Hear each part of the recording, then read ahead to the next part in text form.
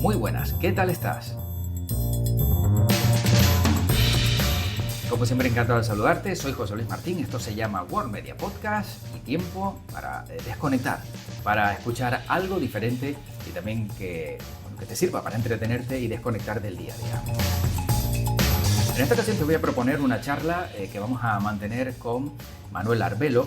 Él es profesor de la Facultad de Veterinaria y también investigador del Instituto Universitario de Sanidad Animal y Seguridad Alimentaria de la Universidad de Las Palmas de Gran Canaria. ¿Y por qué vamos a charlar con él?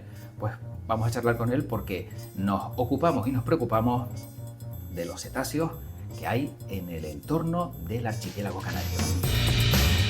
¿Tienes curiosidad por saber cuánto puede llegar a medir, ¿no? Un animal de este tipo, una ballena, un rorcual, etcétera, etcétera? Pues Manuel Arbelo nos lo va a desvelar y también nos va a dar detalles, pues, de cómo es la vida que gira en torno a Canarias dentro de este océano en el que estamos inmersos y mucho más en este ratito de conversación en World Media Podcast que empieza ya.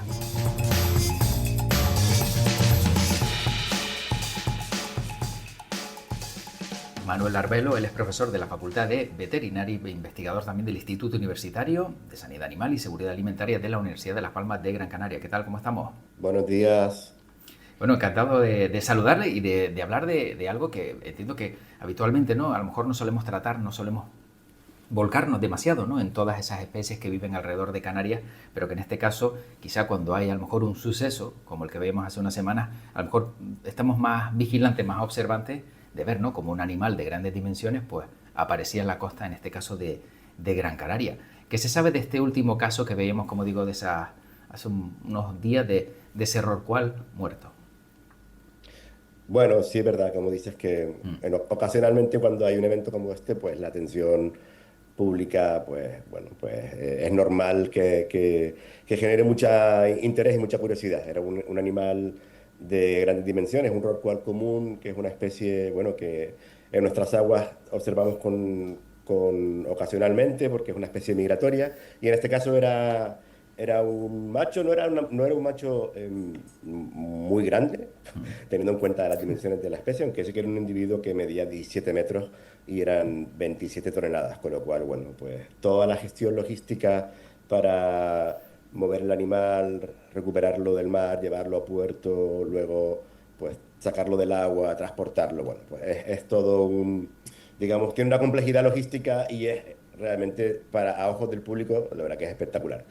Y en este caso, además, en concreto, bueno, pues se trataba de un macho que creemos que era todavía su adulto, que no era adulto, y bueno, tenía una buena condición corporal. El animal parecía que se había estado alimentando hasta no hace mucho tiempo, lo que sí que detectamos era que a nivel del aparato respiratorio, a nivel de los pulmones, bueno, tenía lesiones que eran relevantes, tenía lesiones graves, así que pensamos que de forma relativamente rápida sufrió un proceso patológico que le afectó principalmente a los pulmones, que fue lo que desencadenó la muerte del animal. Pero hasta la fecha, aunque los análisis evidentemente continúan en los diferentes laboratorios con los que tenemos que trabajar ahora, en principio descartamos que la causa de la muerte estuviera directamente asociada a la actividad humana. Claro, porque siempre es una de las interpretaciones que podemos sacar, ¿no? Que a lo mejor fue golpeado por alguna Sí, embarcación, que siempre, a lo mejor cuando aparecen este tipo de animales en la costa ya pensamos esa parte, pero también sí. tenemos que tener en cuenta, como bien dice Manuel Arbelo, que bueno, que estos animales sufren también, ¿no? Como el resto de seres, pues problemas de salud y en este caso pues tenía que ver, como lo acabamos de entender, por problemas en los pulmones, ¿no? Sí, bueno, efectivamente, el problema del tráfico marítimo y los grandes cetáceos, principalmente en Canarias, existe desde hace muchos años y siguen habiendo casos esporádicamente, pero como bien dices, en mi opinión, no cada animal que aparece en la costa, que aparece flotando, tenemos que pensar que lo primero es que lo ha atropellado un barco, porque los animales están ahí, viven y mueren como todos, ¿no? Entonces, bueno, que mueran más o menos animales no es ni más ni menos preocupante. Lo importante es estudiar y hacer una vigilancia o seguimiento de por qué se mueren, que eso es lo importante, ¿no? Claro, que parece que si no me equivoco hay diferentes estudios que aseguran que las actividades humanas son las que causan la muerte de uno de cada de estos tres cetáceos. Sí, esa estadística ha ido variando con el tiempo. Cuando yo presenté mi tesis doctoral, los resultados eran esos, eran los números. De cada animal que diagnosticábamos, estamos hablando entre el periodo entre el año 99 y 2005, de cada tres animales que diagnosticábamos, uno, la causa de la muerte estaba directamente asociada a la actividad humana.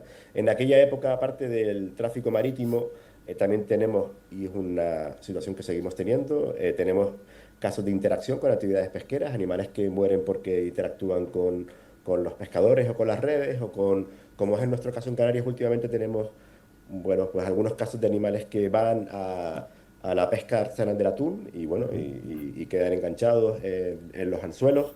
Y luego tenemos algunos casos también asociados a, lo llamamos patología por cuerpo extraño, en realidad son animales que ingieren principalmente residuos y derivas y basuras que están flotando en el océano, que desafortunadamente pues, es un problema pues, de unas dimensiones muy grandes y de muy difícil control, y algunos de estos animales, pues, ocasionalmente, estos cuerpos extraños, estos plásticos, estos objetos los ingieren y pueden sufrir impactaciones, perforaciones.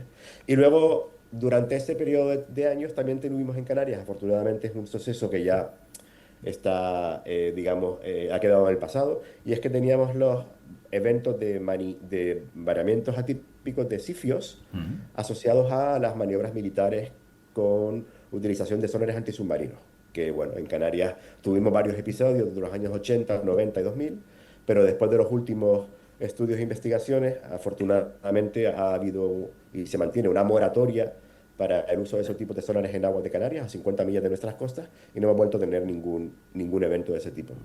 No sé si, claro, teniendo en cuenta que parece que Marruecos, ¿no? Quiere hacer prospecciones cerca, digamos, de las aguas canarias, pero dentro de los límites, ¿no? Que le permiten, ¿no? Que esté alejado de Canarias, puede también afectar al ecosistema marino, y de alguna manera también pues podemos ver algún caso de esto, ¿no? No sé si Sí. el estar picando, como se suele decir, ¿no? El fondo marino puede tener de cara al futuro a lo mejor pues problemas que veamos en nuestras costas.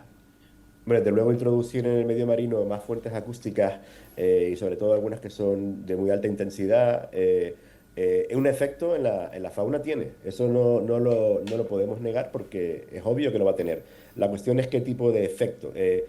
Hasta ahora la literatura científica lo que ha, digamos, corroborado es que el uso de estas fuentes de acústicas para hacer las prospecciones y el drilling, lo que hace es desplazar la fauna de la zona. Más que causar un efecto directo sobre la salud del animal, o sea, no se han visto mortalidades asociadas a las prospecciones de por sí, pero sí que se ha visto que hay unos efectos tanto en los propios animales que evidentemente dejan la zona porque hay una fuente acústica que le está impidiendo desarrollar sus funciones naturales de forma normal, como también en toda la escala trófica que hay bajo esos animales, que evidentemente afecta a su ecología y, bueno, pues se suelen desplazar de la zona, es lo que suele ocurrir.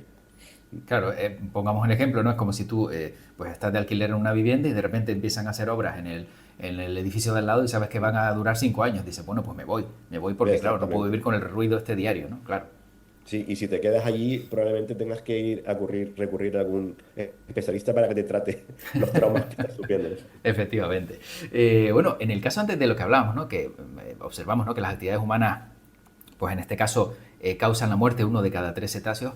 Bueno, aunque como bien decía Manuel Arbelo, ¿no? Estos estudios han cambiado. Cuando vemos embarcaciones, ¿no? Que se mueven entre islas, etcétera, etcétera, estas embarcaciones tienen un radar que pueda detectar, en este caso, o que pueda darse cuenta de que a lo mejor pues hay animales de grandes dimensiones por la zona. Bueno, por lo que yo sé, hay muchas embarcaciones que tienen algunos sonares que son los que utilizan para detectar, principalmente, casi todas las embarcaciones lo llevan para detectar la profundidad, pero para detectar animales móviles, eso es muy difícil. O sea, detectar Claro. animales y detectarlos a tiempo real es bastante complicado. Y los sonares que se utilizan para detectar animales son sonares activos, que además estás introduciendo en el medio más contaminación acústica. Entonces, hasta ahora la tecnología principal que estamos testeando en varios proyectos en los que estamos colaborando, principalmente tenemos un proyecto europeo, un proyecto del Arco Atlántico de Interreg, con el que estamos pues con socios de Portugal, de los otros archipiélagos macaronesios, con Francia, con Irlanda. Estamos intentando hacer un abordaje multidisciplinar a el problema de las colisiones con el tráfico marítimo. Principalmente en Canarias tenemos problemas con ciertas especies de buceo profundo, como es el cachalote, y el reto, o sea, el hecho de detectar los animales para poder comunicar de forma efectiva a los patrones de las embarcaciones que hay un animal en la zona y que tiene que o bien pues variar rumbo o tiene que disminuir velocidad, es muy complejo, es un reto científico bastante alto. Hasta ahora lo que estamos haciendo es un abordaje, digamos, afrontando varias tecnologías, intentando pues poner a punto tecnologías que ya se están utilizando en otros lugares, pero que están como en varias zonas del mundo, varios proyectos funcionando a la vez, todos buscando hacer lo mismo, porque realmente es un problema que no solo ocurre aquí, ocurre en otros océanos y en otras partes del mundo. Claro. Aparte que el tráfico marítimo no deja de incrementarse y afortunadamente algunas poblaciones de cetáceos, después de la moratoria de la caza ballenera, también están empezando a recuperarse. Con lo cual, si pones mucho tráfico y muchos animales, accidentes al final va a ocurrir. Claro, sí, Entonces, sí. hasta ahora se está utilizando o se está probando por un lado, la acústica pasiva, a través de hidrófonos, colocar hidrófonos en zonas que son, digamos, estratégicamente las más adecuadas para poder detectar dónde están los animales y en zonas de tráfico muy alto. Y para eso lo importante también es escalar el problema, es decir, de ver dónde hay puntos calientes, puntos rojos de una mayor densidad de animales y mayor tráfico. Y esta forma con los hidrófonos puedes detectar debajo del agua, pues intentar posicionar los animales e intentar dar una información a las embarcaciones lo más cercano posible al tiempo real, que es muy difícil, de que, Claro. oye, en esta zona hay un grupo de animales que se han visto pues durante el día de hoy, o estate atento, o se ha visto un Claro. grupo que estaba en esta localización, pues a no sé cuántas millas, iban en tu dirección, y luego por otro lado se están testeando cámaras térmicas en las embarcaciones para detectar los animales visualmente sobre la superficie, porque los animales cuando emiten el soplo, cuando respiran, Mm. ese soplo, si las condiciones de mar son lo suficientemente buenas, se puede detectar el cambio de temperatura. Y se pueden enseñar a esas máquinas mediante algoritmos a, bueno, pues detectar dónde hay un animal y también esa información trasladarla a la embarcación y decir, oye, estamos viendo un animal allí o estamos viendo un animal allá. Eso y luego utilizar también modelización y toda la información que es disponible para, digamos, de una forma más, de una forma multidisciplinar y utilizando diferentes herramientas tecnológicas y conocimientos, pues poder generar una especie de sistema, de Ujú. herramienta interactiva que permita a las embarcaciones, pues, tener la mayor información disponible posible de dónde hay, de dónde hay animales en la zona, ¿no? Y con eso, pues, intentar mitigar o disminuir el riesgo. Claro, sí, sí, sin duda. Bueno, vemos que hay muchos avances y todos ellos positivos en este caso para mejorar la vida, ¿no? De todos esos animales y que no sufran Mm. ningún percance. Claro, ahora mismo hay un debate muy abierto sobre la llegada de turistas. No sé hasta qué punto esto también afecta a nuestro ecosistema marino cuando vemos, por ejemplo, que son pues, millones de turistas los que vienen a Canarias y a lo mejor pues esto se supone, o en este caso supone tener más embarcaciones de recreo, más embarcaciones de paseo, de pesca. ¿Esto lo tienen detectado ustedes? ¿Está generando también un problema el incremento de turismo en nuestro entorno marino? Bueno, no es un problema que hayamos detectado aquí, es un problema que se da en muchas zonas del mundo que ya lo tienen más que detectado. El incremento de la actividad turística, evidentemente, lleva aparejado un desarrollo económico y social que nadie va a negar, pero también hay que preocuparse muy en serio por la sostenibilidad de las actividades. Y Canarias tenemos unos números que, bueno, son, vamos a decirlo, como poco llamativos, ¿no? Eh, con respecto al tema náutico marítimo, de embarcaciones de recreo y sobre todo de la propia actividad en sí del avistamiento de turístico de cetáceos, que es una actividad que existe, que es una actividad que en Canarias tiene pues una dimensión en ciertas áreas importante. De hecho, en el suroeste de Tenerife, en la zona de Tenorrasca, ahí hay muchísimas embarcaciones con autorización haciendo la actividad. La mayoría de las empresas que tienen autorización y conocemos muy bien, bueno, conocemos el sector, son gente que hace la actividad de forma respetuosa, sostenible, porque están utilizando un recurso natural para hacer una actividad económica y les interesa que ese recurso no solo sea sostenible en el Claro. tiempo, sino que si es posible, que la actividad mejore, pero sí es cierto que se está haciendo ahora mismo encargado por el Ministerio de hacer un estudio de capacidad de carga de esa zona específicamente, porque no solo es las empresas de whale watching, que ya son, creo que, bueno, en torno a un centenar, y ya son muchas, sino luego todo el turismo náutico y actividad recreativa y de pesca deportiva que también está por allí y que, bueno, que no hace la actividad directamente, pero indirectamente la puede hacer. Eso requiere, hay una regulación específica tanto del Estado como de la comunidad autónoma desde hace muchos años para el desarrollo de esa actividad. Y eso también requiere observación y vigilancia. Y afortunadamente ahora hay embarcaciones del ministerio que la hacen. No sé si será suficiente, pero la hay. Eh, y el impacto de esas embarcaciones hay que monitorizarlo, porque evidentemente la actividad del whale watching, si se hace bien y de forma dimensionada y adecuada, es una actividad que entendemos que, por supuesto, es una actividad que no solo genera riqueza económica, genera actividad económica, sino también genera una mejora del conocimiento y de la sensibilidad de la riqueza y de las especies que tenemos en Canarias, pero tiene que estar regulada y tiene que estar monitorizada. Y el número de embarcaciones en Rasca ya era preocupante, y de hecho, si no tengo entendido mal, ahora mismo hay también una moratoria. Ahora mismo no se pueden solicitar más licencias para esa actividad en concreto, hasta que se termine el estudio de capacidad de carga y se lleguen a, bueno, pues algunas conclusiones o algunas, digamos, planes de actuación, ¿no?, respecto a esto.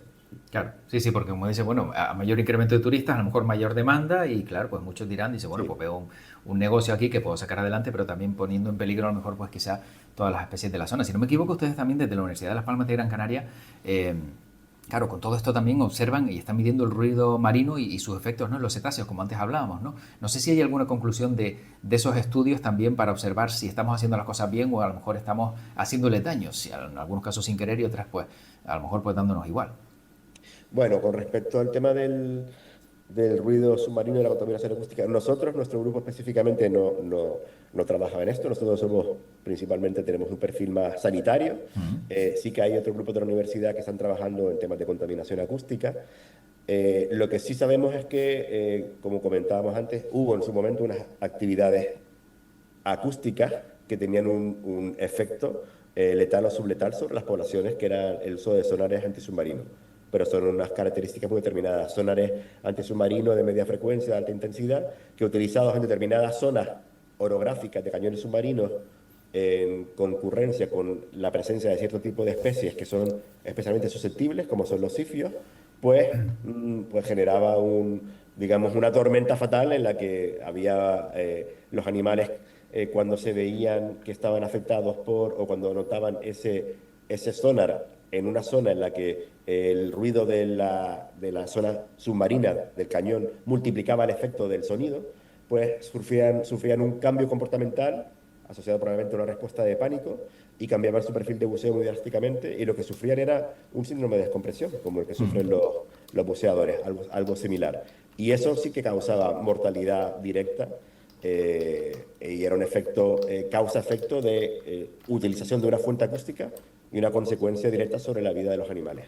Claro. Más allá de ahí, yo creo que el efecto del ruido pues va en lo que comentábamos antes, que se superpone la contaminación acústica del medio a los propios sonidos naturales que hay en el océano, que los ha habido de toda la vida, y que estos están enmascarando las capacidades de los animales para comunicarse, para buscar alimento, o que los cetáceos, principalmente los odontocétalos, son animales eminentemente acústicos. Su modo de comunicarse y de explorar el entorno y de buscar el alimento es a través del sonido, con lo cual, evidentemente, si estamos poniendo capas de sonido sobre lo que ya hay de forma natural en el medio, pues puede producir un desplazamiento tanto de las presas como de los propios animales. Antes decía, en este caso, Manuel Arbelo, que el rorcual, ¿no?, que Sí, aparecía en las costas de Gran Canaria, era pequeño, 18 metros bueno, casi. Bueno, que no era muy grande, vamos. ¿Cuál es para la el de especie, para mayor la tamaño? especie. Sí, esta especie puede llegar a medir casi 24 o 25 metros los animales adultos. Es la segunda especie de cetáceo más grande que existe después de la ballena azul. Pero bueno, ya, ya las dimensiones del animal, evidentemente, si estás acostumbrado a ver delfines de 2 metros, Claro. pero bueno, hemos tenido algún caso de rorcuales en Canarias un poquito más grandes que eso. Hemos llegado a tener animales de 19, 20 metros, pero nunca hemos pasado esa talla. Estamos ahí. Es Bueno, una cosa descomunal, de todas formas, ¿eh? claro, Cuando estás al lado de él, evidentemente, la dimensión y la complejidad de gestionarlo, pues te das cuenta de, bueno, es increíble, la verdad. Claro, y cuando tienen que investigar para ver las causas y el motivo, ¿no? del fallecimiento, ¿cuánta gente lo hace? Porque entiendo que, claro, ante un animal de esas dimensiones, entiendo que no solo se encarga uno, ¿no? Sino sería también, bueno, una auténtica barbaridad. No, no, ese día estábamos trabajando en el ecoparque de Juan Grande y por cierto aprovecho para agradecer no solo al Cabildo de Gran Canaria a través del Centro de Operación de Fauna, sino al propio personal del ecoparque, pero también a mucha gente que intervino ese día en que durante 2 días el trabajo fue muy intenso para organizar una logística compleja, ¿no? Desde Salvamento Marítimo 112, autoridad portuaria, bueno, muchísima gente que hizo todo lo posible para que el animal se pudiera pues trasladar y pudieran hacerse los estudios. Y con respecto a los estudios del animal en sí, siempre en las Islas Canarias nos coordinamos diferentes grupos. En cada provincia hay un grupo que hace también los estudios biológicos, va a tomar muestras de los animales para tomar datos sobre morfometría, estado, dieta, estado reproductor. Entonces, en este caso de la provincia oriental es la SECAC, la Sociedad para el Estudio de los Cetáceos del Archipiélago Canario, que vinieron 3 compañeros de Lanzarote, y luego de nuestro grupo del YUSA, veterinarios, éramos 10. Éramos 10 y igual si hubiéramos sido 15 o 20 tampoco hubiera estado mal. pero, pero bueno, porque la verdad es que el trabajo es muy intenso, físicamente muy demandante. Las condiciones del medio y del sitio en el que estamos trabajando, aunque ya digo, la gente del Ecoparque hizo todo lo que estaba en su mano para que estuviéramos en el mejor sitio posible para trabajar, pero es trabajar en un entorno un poco hostil, al aire libre, sol, viento, los animales, el proceso de descomposición de los tejidos pues avanza muy rápido en estas circunstancias. Entonces, bueno, físicamente luego, como te comentaba, bueno, pues son animales que requieren un esfuerzo grande, Claro. de muchas horas y también que como no tenemos muchos, bueno, iba a decir afortunadamente, no tenemos muchos casos tampoco tenemos la logística más, digamos, más adecuada y de última generación para poder trabajar con esos animales. No, no, estábamos medio bromeando, medio diciendo en serio que echábamos de menos tener instrumentos de los que utilizaban los balleneros para poder relativamente directamente descuartizar los animales, que nos vendría muy bien para ese trabajo, ¿no? Sí, Y sí, sin cierto duda que tipo luego, claro. de mecánica, sí. ¿Y Disculpa. cuánto pesa o qué dimensiones tiene, por ejemplo, un pulmón de un animal como este de casi 18 metros? Bueno, a ver, para serte honesto, la verdad es que no pudimos pesar los órganos, no teníamos Vale. la logística para pesarlos. Sí que te digo que, bueno, el corazón, que lo sacamos entero, lo primero que sacamos entero, bueno, fue el corazón. Pues a ver, para hacerte un símil, podría ser como la rueda de un camión, básicamente, de tamaño. Y luego los pulmones, curiosamente, al estar sufriendo un proceso patológico, estaban colapsados y estaban de un tamaño menor de lo normal para esta especie. De hecho, nos llamó la atención al sacarlos y ver las dimensiones del animal y de los pulmones que hubiéramos esperado un mayor tamaño de los pulmones.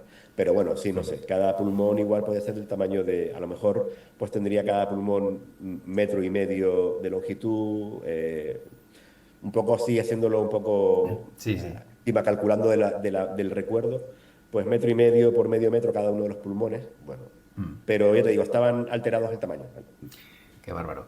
Bueno, para ir acabando, no sé si, bueno, no hemos hablado de ello, pero también se está observando, ¿no? El calentamiento del mar, en este caso también a nosotros nos afecta. Esto también entiendo que va a alterar, no sé si de cara al futuro, todas esas especies que circundan el archipiélago. Sí, por supuesto. De hecho, estos cambios se están observando ya desde cierto tiempo. La introducción de algunas especies que son de aguas mucho más cálidas se están observando como o vienen durante más época al año o se acercan más especies que antes tenían una distribución más, digamos, más al sur.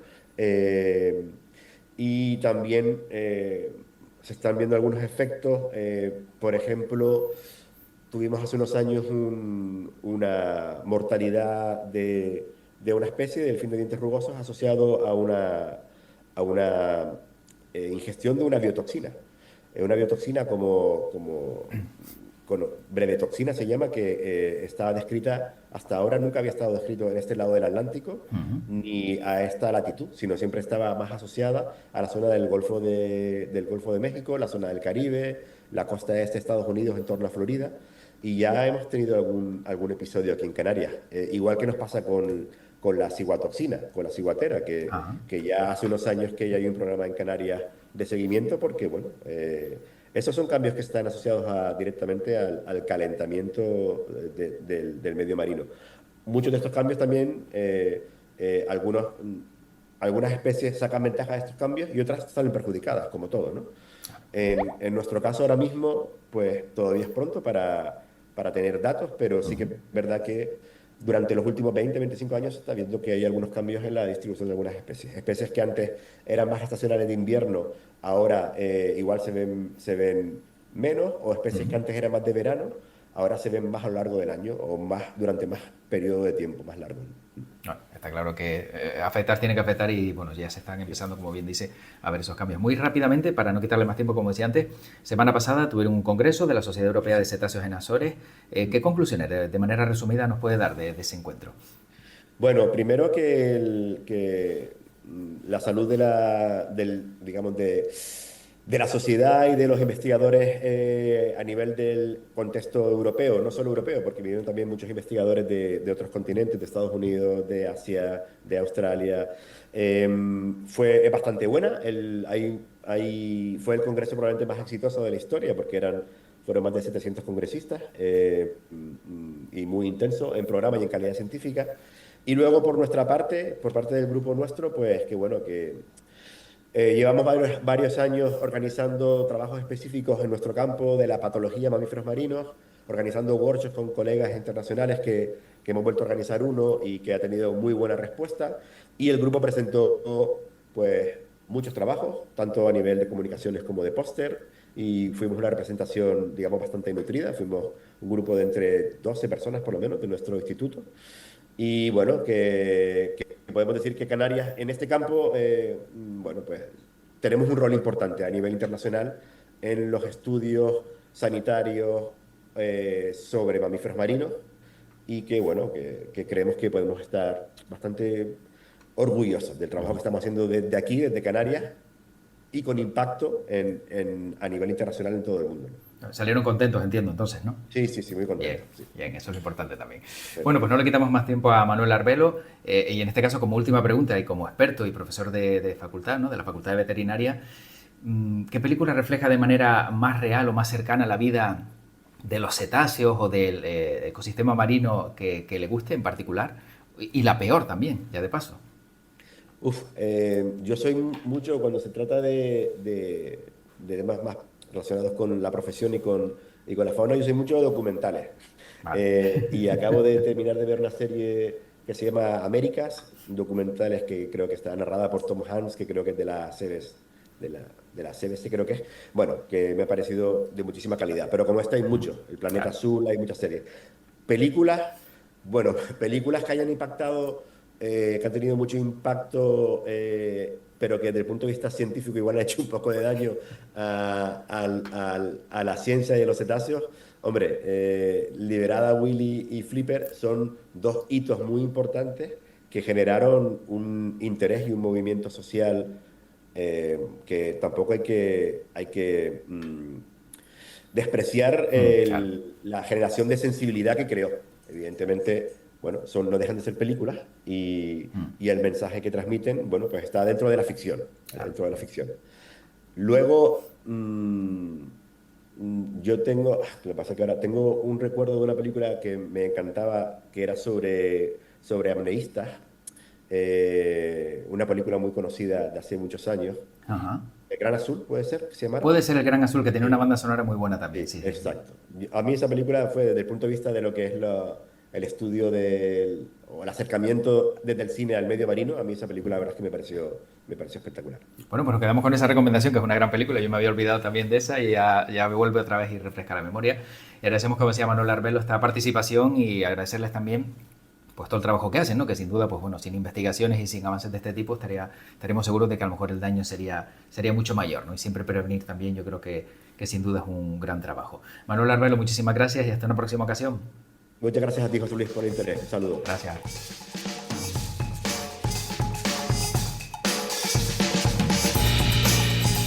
Bueno, pues espero que te haya gustado esta conversación con Manuel Arbelo. Sinceramente, a mí por lo menos sí me ha parecido bastante atractivo saber mucho más sobre los cetáceos, sobre todas esas causas, en este caso a veces humanas, ¿no?, que causan la muerte de estos animales que están cerca del archipiélago canario, y no solo eso, sino también el ruido marino, cómo afecta a los turistas y mucho más. Hay que cuidar lo que tenemos, porque cuando llegue el día en el que a lo mejor, pues, si alguno desaparece, en este caso de estos animales, seguro que la preocupación será mucho mayor.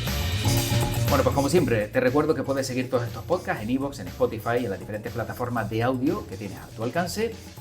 Y para mí ha sido un placer acompañarte en este ratito en World Media Podcast.